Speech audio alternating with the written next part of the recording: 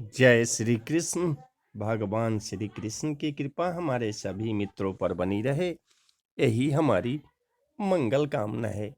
तो भगवान श्री विट्ठल की कथा सबसे पहले आप जान लीजिए कि भगवान विट्ठल कहाँ है, उनका तीर्थ स्थल कहाँ है। तो पंढरपुर महाराष्ट्र का एक सुविख्यात तीर्थ स्थान है। भीमा नदी के तट पर बसा यह तीर्थ स्थल सोलापुर जिले में है और आषाढ़ महीने में देवशयनी एकादशी पर यहाँ करीब 5 लाख से ज्यादा हिंदू श्रद्धालु पंढरपुर यात्रा में भाग लेकर भगवान विट्ठल के दर्शन करने पहुंचते हैं। तो आइए भगवान विट्ठल की कथा सुनाते हैं कि एक बार पुंडलिक नाम का एक युवक काशी की यात्रा पर निकल पड़ा। जब वो जंगल से गुजर रहा था तब वो रास्ता भटक गया। भटके हुए रास्ते पर उसे एक आश्रम दिखा। वो आश्रम था कुक्कुट ऋषि का। आश्रम पहुंचकर पुंडलिक ने महर्षि कुक्कुट से काशी जाने का रास्ता पूछा। तब ऋषि ने बताया कि वे आज तक कभी भी काशी नहीं गए और इसी कारण उन्हें रास्ता भी पता नहीं है। पुंडलिक ने यह सुनते ही ऋषि का उपहास किया और कहा कि किस तरह के ऋषि हो आप, जो अपने आप को ऋषि समझते हो और एक बार भी काशी नहीं गए। कुक्कुट ऋषि का उपहास कर पुंडलिक आगे अपनी यात्रा के लिए निकल पड़ा।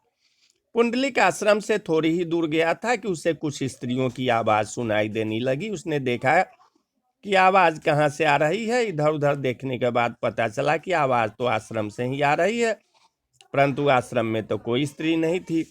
वो चकित से फिर आश्रम की तरफ चल दिए।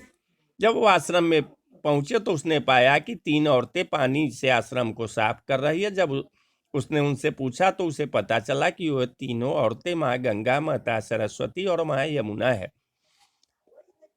पुंडलिक आश्चर्य से दंग रह गया। कैसे तीनों उस ऋषि के आश्रम की पवित्रता बनाए हुए हैं, जिसे काशी के दर्शन तो छोड़िए, काशी का मार्ग तक पता नहीं है। तब माँ गंगा, जमुना और सरस्वती ने उसे बताया कि पवित्रता और श्रद्धा तो मन में होती है। ये जरूरी नहीं है कि आप पवित्र स्थलों की यात्रा करें या फिर कर्म कांड करें।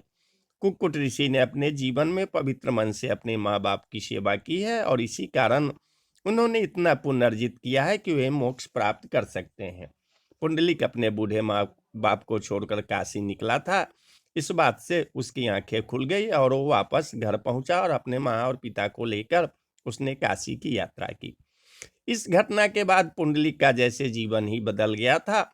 अब उसके जीवन अपने माँ बाप की सेवा में चला जाता था। पुंडलिक की मातृ भक्ति इतनी असीम थी कि एक बार भगवान कृष्ण को भी पुंडलिक के घर जाने का मोह हो आया। भगवान कृष्ण जब पुंडलिक के घर पहुंचे तो पुंडलिक अपने माता पिता की सेवा कर रहा था। अपने घर मेहमान बनकर भगवान को आया देख उसे काफी खुशी हुई, पर उसका मन थोड़ा भी विचलित नहीं हुआ। उसने अपने पास पड़ी एक ईंट को भगवान को खड़े रहने के लिए दी और उन्हें रुकने के लिए कहा।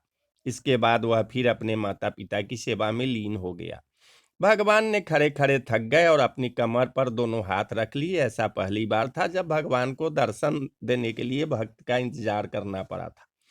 माता पिता की सेवा होने के बाद पुंडलिक भगवान कृष्ण के सामने गया और उनसे क्षमा मांगी।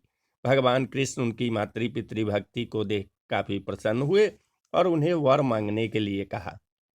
पुंडलिक ने कहा, भगवान मेरे लिए इंतजार करते रहे, इससे ज्यादा क्या हो सकता है।